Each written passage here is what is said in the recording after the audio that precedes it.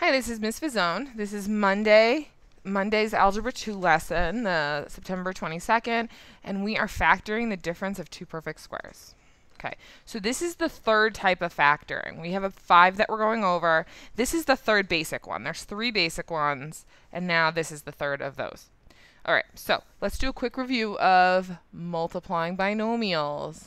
Remember, this is the opposite of factoring. So how do you multiply these out? So x times x minus 3 plus 3 times x minus 3.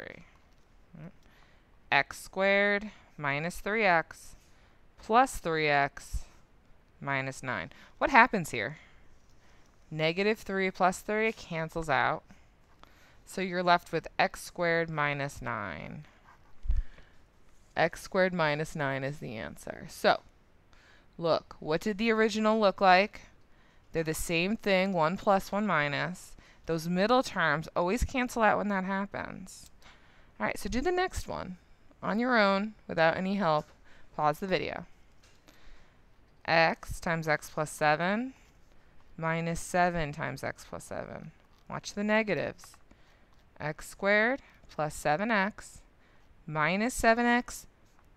Remember, when you distribute, it's negative 7 times 7, so negative 49. Again, what's 7 minus 7? 0. Cancels out. X squared minus 49. Right? X squared minus 49. So, when these are called conjugates, they're exactly the same, but one's plus, one's minus. One's minus, one's plus. Doesn't matter the order. Those middle terms always cancel out. Okay? All right. What are perfect squares? What are perfect squares?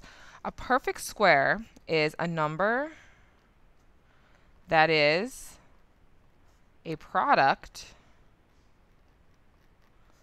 of a number by itself. Right. For example, 9 is 3 times 3. So 9 is a perfect square. Right? Think, what else could be a perfect square? All right, so let's go over what they are and how to find them. Okay. So the numbers in my boxes are going to be the perfect squares. What is 1 squared? What's 1 times 1? 1. 2 squared? 2 times 2? 4. 3 squared? 3 times 3? 9. 4 squared? 4 times 4 is 16. 5 squared? 5 times 5 is 25.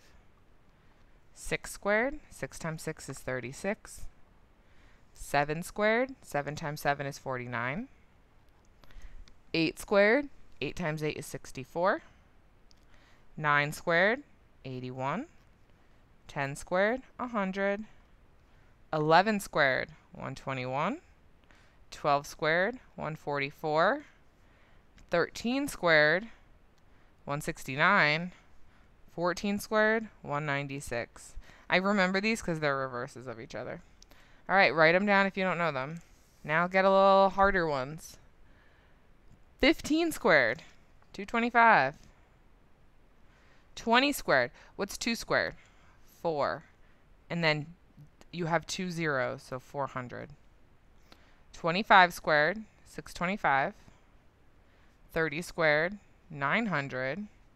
X squared is just x squared. What's x squared squared? That's x squared times x squared. What does that give you? X to the 4th. Okay. What's x cubed squared? That's x cubed times x cubed. Add your exponents. X to the 6th. Right? So those are all perfect squares. Okay. We're going to use those in our factoring today. All right. What is the difference of two squares? The difference of two squares, or dots, is our factoring of something that has an x minus a number, right? It's x squared, or x to an even number, minus a perfect square. Right? Difference means subtraction. So it's a perfect square. It's really a perfect square minus a perfect square. So x squared minus 9. That's an example of a perfect square. Right? All right, so let's do some problems. How can you factor the difference of two squares? So this comes, remember the problem we did before, we need x times x. Why can't you do GCF? Look, does anything go into both of those? No, so it cannot be a GCF. Nothing goes into this and this, right? There's not x's everywhere, there's no number there, it doesn't work.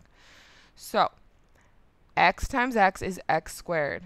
What times itself is 4? 4 is a perfect square. 2 and 2.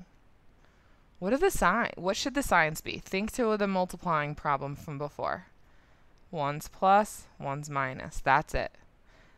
Two conjugates, when you multiply two conjugates together, that middle term canceled out. So x squared is x times x. 4 is 2 times 2. 1's plus, 1's minus. Done. Number 2, x squared minus 16. Pause the video. What do you think the answer is? What times itself is x squared? X times x is x squared. What times itself is 16? 4 times 4 is 16. The most important part is the signs. My light went off. Hold on. All right. The most important part is the signs. 1 is plus, 1 is minus. You can put the minus first. That's fine. All right, 3, we're getting a little trickier. Order matters. What comes first in this problem? 121. So what times itself is 121? 11.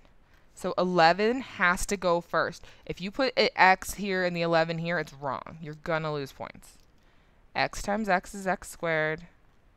1's plus, 1's minus. Again, if you want to do 11 minus x, 11 plus x, that's fine. I just always put the plus first for whatever reason. There's no rhyme or reason about it, though. Okay, number 4. X squared plus 9. What do you think? Is it x and x,